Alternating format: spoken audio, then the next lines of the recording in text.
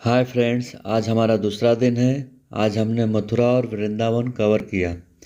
हमने अपने सफ़र की शुरुआत मथुरा के द्वारकाधीश मंदिर से की।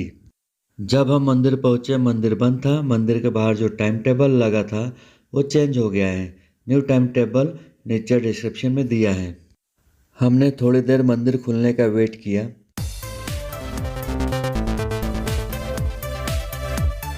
मंदिर खुलने के बाद हमने द्वारकाधीश के दर्शन किए। मंदिर के अंदर वीडियोग्राफी और फोटोग्राफी अलाउड नहीं है, इसलिए अंदर का दृश्य हम आपको नहीं दिखा सकते। मंदिर काफ़ी अच्छा है। सुबह का समय था, इसलिए हमें ज़्यादा भीड़ नहीं मिली।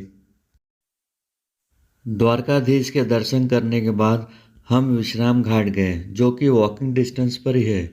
अगर आपने हमारा मथुरा का फर्स्ट पार्ट नहीं देखा है तो उसे भी ज़रूर देखें। लिंक नीचे डिस्क्रिप्शन में दिया है। विश्राम घाट पर हमने यमुना मैया की पूजा अर्चना की, आरती की। हम विश्राम घाट पहुंच गए हैं। यहाँ पर हमारी मुलाकात एक लोकल गाइड से हुई, जिनका नाम विनोद चतुर्वेदी था। उन्होंने हमें इस जगह के बारे में बहुत कुछ बताया। ये तरफ नीचे उतरते हुए आपको रास्ते में मिठाइयों की दुकान, श्रृंगार की दुकान, जो कि माता को चढ़ाया जाता है, मिलेंगे। आप चाहे तो यहाँ से खरीद सकते हैं। सबसे पहले यमुना मैया की पूजा अर्चना करेंगे। प्रभु श्री कृष्ण ने अपने मामा कंस को मारने के बाद इसी जगह पे विश्राम किया था, इसलिए इस जगह का नाम विश्राम घाट पड़ा। यहाँ पे टोटल 25 घाट हैं। इन 25 घाटों का सेंटर ये विश्राम घाट है।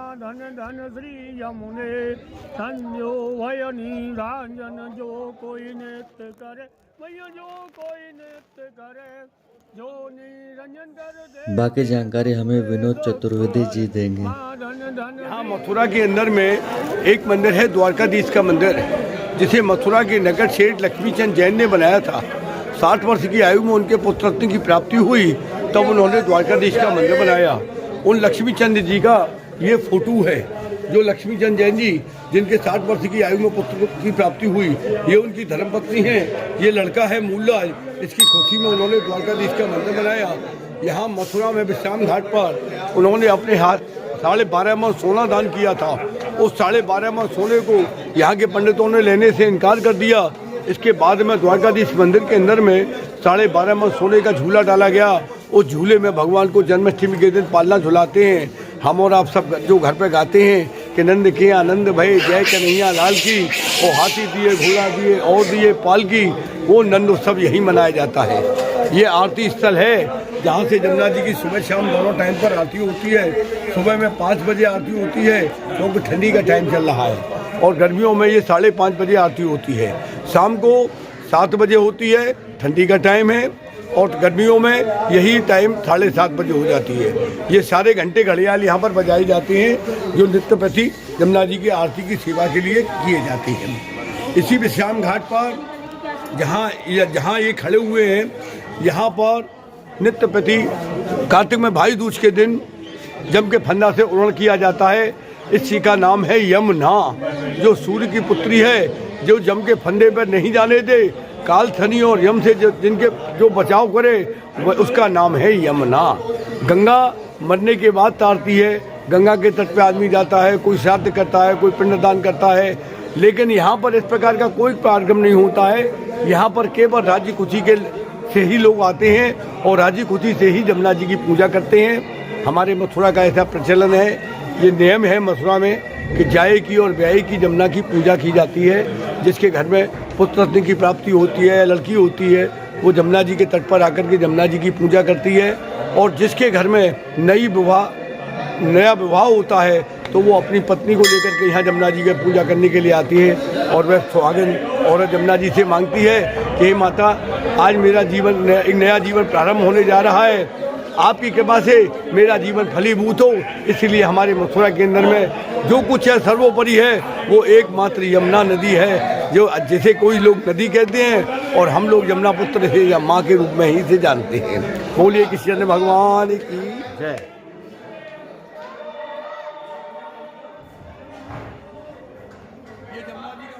यहाँ से सुबह शाम दोनों टाइम पर आरती होती है। इसमें 5 आरती जो होती हैं, इन 5 आरतियों में नित्य प्रति 1.25 किलो देसी घी, पाव भर कपूर, पाव भर कपास लगता है। तब जमुना जी की आरती होती है।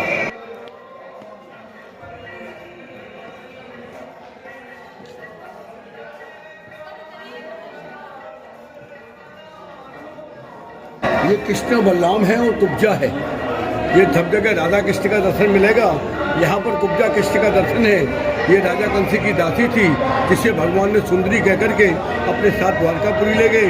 कहते हैं राधा कृष्ण सब कोई कहे, कुब्जा कृष्ण कहे नहीं कोई, और एक बार कुब्जा कृष्ण कहे तो कोटि यज्ञ फल होए। बोलिए कुब्जा कृष्ण भगवान की जय। दर्शन करने के बाद हमने बोटिंग की। बोट से देखने पर घाट का नज़ारा बहुत ही सुंदर दिखता है।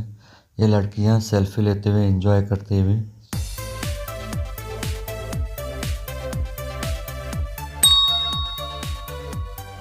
हाय, बहुत मजा आ रहा है, बहुत अच्छी अच्छी हवा चल रही है सच में। कैसा लग रहा है आप लोगों को? बहुत अच्छा लग रहा है, अच्छा मौसम हो रहा है, बहुत मजा आ रहा है। मथुरा के होटल माधव मुस्कान से चेकआउट करके हम वृंदावन जा रहे हैं। वहाँ हम 4 दिन रुकेंगे।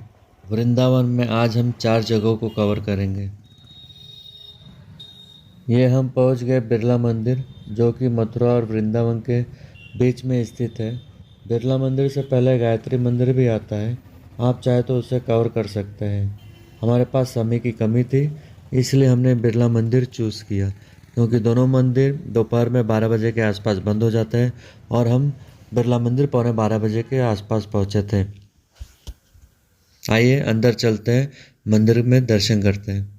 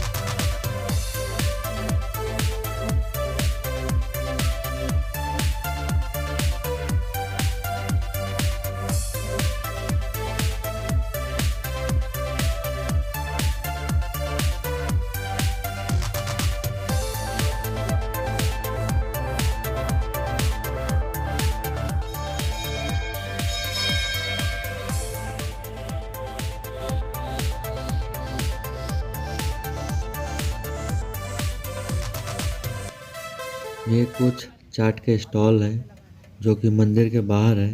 हमने भी यहाँ की चाट खाई, टेस्ट हमें अच्छा लगा। ज़्यादा अच्छा नहीं बोल सकते, अच्छा था। चाट खाने के बाद हमने लस्सी पी। यहाँ पर लस्सी को कुल्हड़ के गिलास में सर्व करके दिया, जिसका टेस्ट अच्छा था।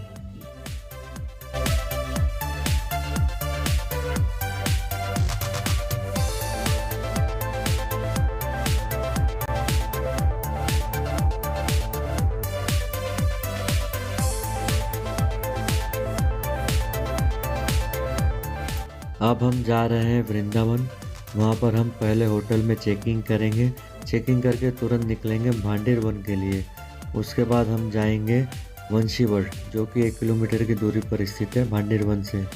उसके बाद हम जाएंगे राधा रानी मंदिर, मांट में है, फिर केसरी घाट और लास्ट में चीर घाट। यहाँ पहुँच गया भांडेर वन, जिसे श्री राधा कृष्ण का विवाह स्थल यहाँ पर हुआ था।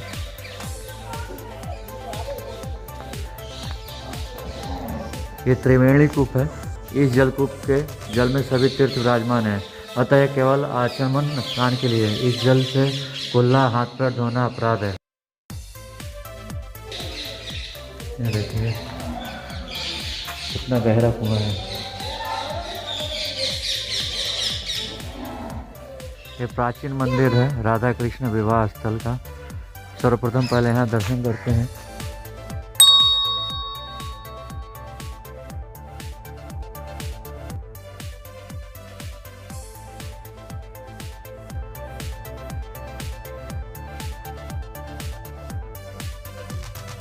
इस मंदिर के सेवायत मंदिर और इस जगह के महत्व के बारे में आगे आपको बताएंगे।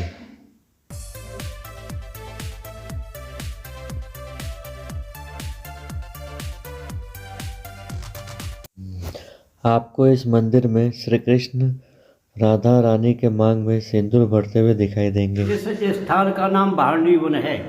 शास्त्रों पुराणों में भांडी वन की राधा कृष्ण की 5 लीलाओं का वर्णन मिलता है। सर्वप्रथम आप इस स्थान पर बैठे हो, राधा कृष्ण की शादी लग्न ब्रह्मा जी ने कराई है।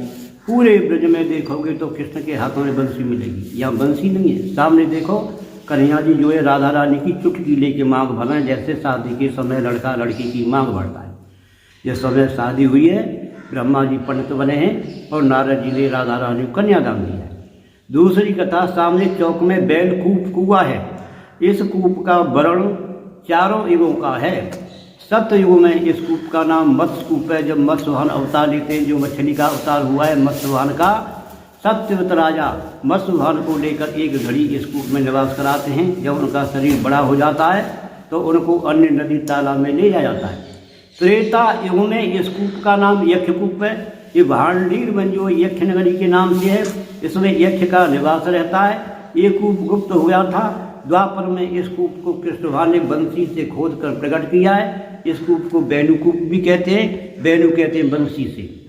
कंस का चचेरा भाई था बच्छासुर राक्षस, जो बछड़े का रूप धारण करके यहाँ कृष्ण के गाय बछड़ों में मिल गया था, तो कृष्ण भगवान ने उसका वध किया है। तो कृष्ण भगवान को जो गौ हत्या का दोष लगा है, तो कृष्ण भगवान ने सारे तीर्थों का आह्वान किया है। ये यमुना नदी किनारा है। कृष्ण भगवान ने बंसी मारी है, कुआं प्रकट हो जाता है, कृष्ण भगवान उसमें विराजमान हो जाते हैं। सारे तीर्थ अपना रूप धारण करके सुंदर कलशों में जल लाकर कृष्ण को स्नान कराते हैं, तो उनका पाप दूर होता है। इसके बाद में कृष्ण भगवान ब्रजवासी गोपी बाल सखाओं को भंडारा देते हैं। भंडारे से भांडीर वन हो जाता है। इस समय आप देखोगे कुएं का जल कालेपन पर है, लेकिन सोमवार की अमावस पड़ती है, इसको सोमवती अमावस्या कहते हैं।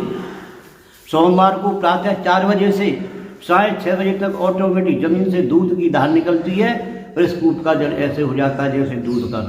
इस कूप के 2 साइड में 2 बहुत कुंड बने हुए हैं। इन कुंडों में इस कूप पर स्नान करने वाले संत महात्माओं का नहाने धोने का पानी एकत्रित होता है। जिन माँ बहन बेटियों के बच्चे खंडित हो जाते हैं, गर्भ हो जाते हैं, संतान की प्राप्ति नहीं होती है, या लड़की की प्राप्ति होती है, तो इन कुंडों में स्नान करने से 95% संतान पुत्र फल की प्राप्ति होती है। तीसरी लीला सामने देखो, दाऊद जी ने प्रलंबासुर नाम का राक्षस था, उसका वध किया है। चौथी लीला इस साइड में देखो, घनघोर मुंजट वन था, मूंज का जंगल था, मूंजे घास होती है। तो कृष्ण भगवान गाय बछड़ों को मुंजट वन में चरा रहे हैं, तो राक्षसों ने आग लगा दी। गाय जल रहे, बछड़े जल रहे हैं, तो कृष्ण भगवान ने अपने मुख से अग्निपान आग को पिया है। इसको दावा अग्निपान लीला कहते हैं, अग्नि का पान किया है। 5वीं कथा इस साइड में दुर्वासा ऋषि का विग्रह विराजमान है। दुर्वासा ऋषि यहाँ तपस्या किया करते थे, तो कृष्ण की सखियाँ मथुरा से दुर्वासा ऋषि को भोजन कराने आई। ये 5 कथाएं। इन 5 कथाओं का संक्षिप्त विवरण गर्ग संहिता पुस्तक में जो गर्गाचार्य द्वारा लिखी है। गर्गाचार्य वासुदेव जी के कुल पुरोहित थे। अगर इन सारी कथाओं को विस्तार से पढ़ना है तो 18 पुराणों में एक पुराण है ब्रह्म वैवर्त पुराण, गीता प्रेस गोरखपुर का। उसमें भांडी वन की सारी लीलाओं का विस्तार से वर्णन है। ब्रह्म वैवर्त पुराण में कथाओं का सारांश जो 5 लाइन का है उसे ध्यान से सुने। एक झाड़ के नीचे राधा कृष्ण बैठे आपसे वार्ता कर रहे हैं। कृष्ण कहते हैं, राधे सुनो, ये भांडीर वन जो मेरा गुप्त निकुंज नित्य क्रीड़ा स्थली वृंदावन है, जो भक्त हैं आकर कूप पर स्नान करके मेरा दर्शन करेगा तो मेरे लोक को प्राप्त होगा। जो भक्त कूप का चरणामृत लेकर मेरा दर्शन करेगा तो इंद्र लोक को प्राप्त होगा। जो भक्त यहाँ बैठकर केवल एक मिश्री का कण प्रसाद के रूप में ग्रहण करेगा तो जाने अनजाने सारे पापों से मुक्त हो जाएगा। इस बात को सुनकर राधा रानी घबरा गई, बोली, प्रभु आपने इतनी बड़ी बात कह दी। हर व्यक्ति बुरा सा बुरा कर्म करके चलो भांडीर कूप पर स्नान कर लें और भांडीर बिहारी के दर्शन कर लें तो सारे पाप नष्ट हो जाएंगे। इस तरह से भक्तों की भीड़ लग जाएगी और हमारी आपकी नित्य मिलन क्रीड़ा का केंद्र होने के कारण बाधा उत्पन्न होगी। तो कृष्ण कहते हैं, राधे मैंने पहले बोला है गोपनीयम, ये भांडीर वन जो मेरा गुप्त निकुंज नित्य क्रीड़ा स्थली वृंदावन है, यहाँ की लीला को प्रकट नहीं करूँगा, प्रकाशित नहीं करूँगा, गुप्त रखूँगा। जब भक्त कम से कम 10 बार ब्रज में घूम जाएगा और उस पर विशेष कृपा करूँगा तभी यहाँ दर्शन के लिए आएगा, नहीं वृंदावन से वापस हो जाएगा। गोपाल बाबा भांडी वन, ये महत्व क्या यहाँ विशेष रूप से केवल राधा रानी के कन्यादान का ही महत्व में, क्योंकि ब्रह्मा जी आचार्य बने स्वयं राधा रानी को कन्यादान दिया है। राधा रानी की कन्यादान में एक स्वाग पेटिका होती है जिसमें काजल, मेहंदी, मेहंदी, चूड़ी, साड़ी का फल होता है। भक्तों को पता नहीं होता है। अगर कोई भक्त राधा रानी की कन्यादान फल प्राप्ति का इच्छुक है तो साड़ी से स्वाग पेटिका की नौछावर 2 से 51 रुपया है। भक्त के नाम से राधा रानी का श्रृंगार किया जाता है। वो राधा रानी सरकार की जय। ये बहुत प्राचीन वट वृक्ष है। इसे राधा कृष्ण का विवाह मंडप भी कहा जाता है। ब्रह्मा जी द्वारा राधा कृष्ण का विवाह कराते हुए इस वट वृक्ष को और अग्नि को साक्षी करके ही ब्रह्मा जी ने राधा और कृष्ण का विवाह कराया था। तो आज भी इसमें आप ऐसा भाव देखेंगे जैसे शादी में लड़का लड़की का गठबंधन करते हैं ना, तो इसमें ये नेचुरल गठबंधन है। ये दोनों का हस्त मिलन है, जैसे हाथ पकड़ते हैं इस तरह। और ये 4 खंभे का मंडप चौड़ी, ये भाव है इस वृक्ष में। इस वृक्ष के बारे में श्रीमद् भागवत में, हरवंश पुराण में, ब्रह्मावर्त पुराण में, गर्ग संहिता में आदि पुस्तकों में वर्णन है कि ये वृक्ष कृष्ण काल में इतना विशाल हुआ करता था कि भगवान इसी की शाखाओं पर चढ़कर अपने सखाओं से यमुना को आर पार करते थे। और सर्वप्रथम राधा और कृष्ण का मिलन इसी वट वृक्ष के नीचे हुआ है। और इसी वट वृक्ष से लास्ट में नंद कन्हैया जी ने अपनी आंखों के सामने बिठाल के नंद बाबा, यशोदा मैया, वृषभान, कीर्ति, राधा रानी वगैरह सबको यहाँ से सशरीर गोलोक गमन भेजा है। अच्छा, ऐसा स्थान है। यह दाऊजी महाराज का मंदिर।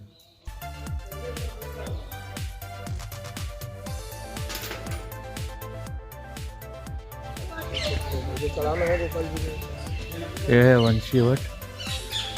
यह वट वृक्ष बहुत ही पुराना है। इस जगह और इस वट वृक्ष के बारे में हम आपको बताएंगे, लेकिन पहले अंदर चलकर दर्शन करते हैं।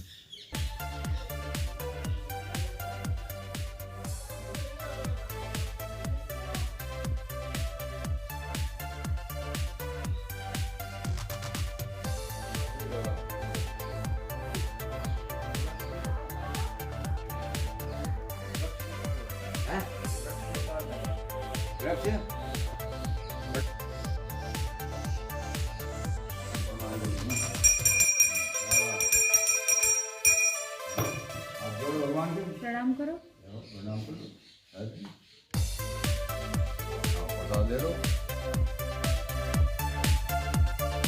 ऐसा माना जाता है कि प्रभु श्री कृष्ण अक्सर यहाँ पर अपनी गाय चराने आते थे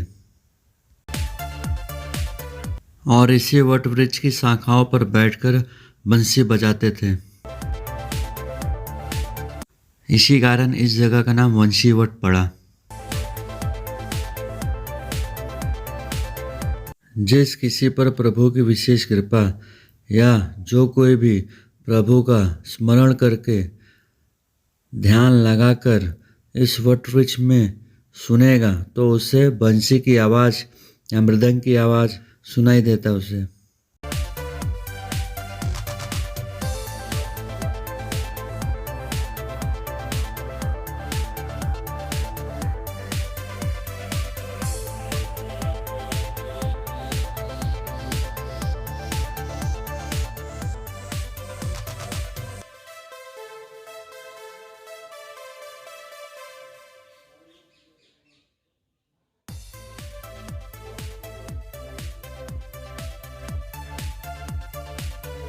ये हम पहुंच गए मानसरोवर राधा रानी जी का मंदिर, जो आता है मान तहसील मथुरा में।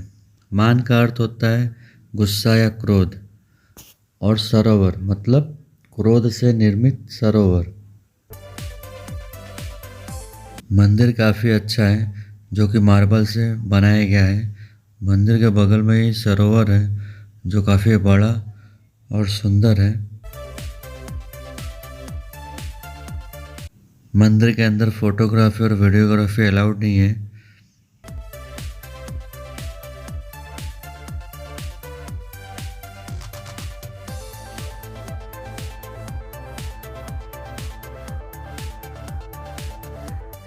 आइए बताते हैं आपको इस जगह के बारे में।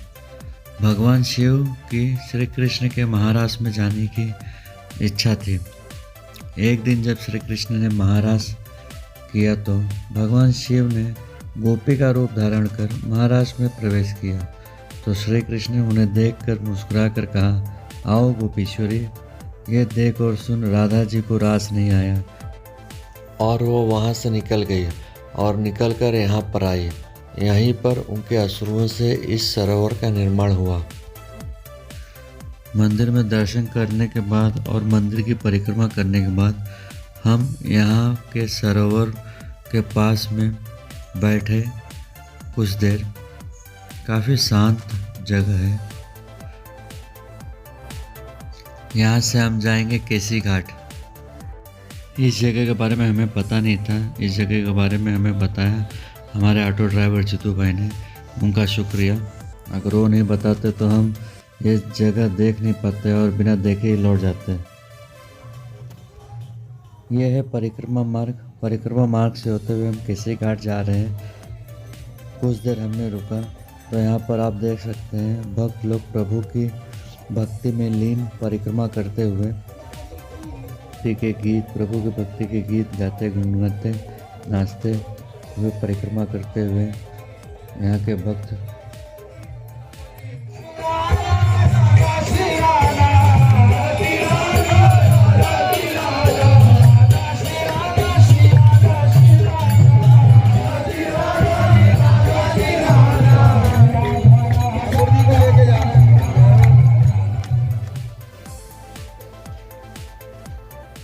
हम पहुंच गए केसी घाट। यहाँ पर यमुना जी का प्राचीन मंदिर है, ये वाला जो कि बंद था। ये जो हमारे साथ है ये बोट वाले भैया हैं, डिटेल बता रहे कहाँ से कहाँ तक लेके जाएंगे हमें बोट में बिठाकर। यहाँ की शाम की आरती काफ़ी फेमस है, जो कि आरती घाट से होती है।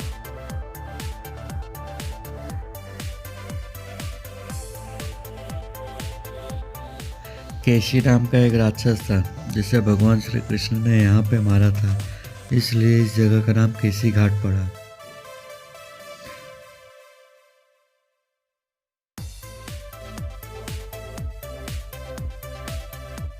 काफी सुंदर दृश्य और नज़ारा है, बहुत ही अच्छा। यहाँ की शाम की आरती में हम भी शामिल होना चाहते थे, लेकिन पूरे दिन भर का शेड्यूल हमारा इतना हेक्टिक था और हम समय से पहले यहाँ पहुँच गए थे, तकरीबन शाम के 5 बजे, और आरती शुरू होती है शाम को 7 बजे। तो 2 घंटा हम करते क्या, इसलिए हमने यहाँ की आरती अटेंड नहीं की और यहाँ से बाद हम चले सीधे चीर घाट की ओर।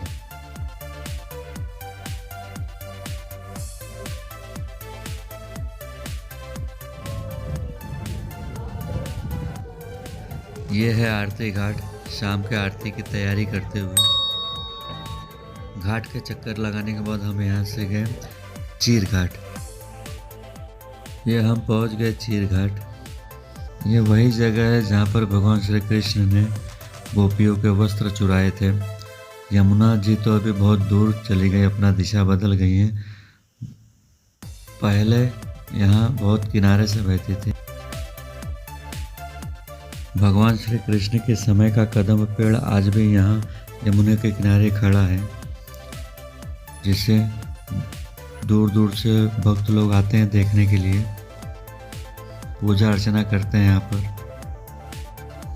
अगर आप हमारे चैनल पर नए हैं तो सब्सक्राइब करना ना भूलें। आपको हमारा ये एपिसोड कैसा लगा हमें कमेंट करके ज़रूर बताएं। Thank you.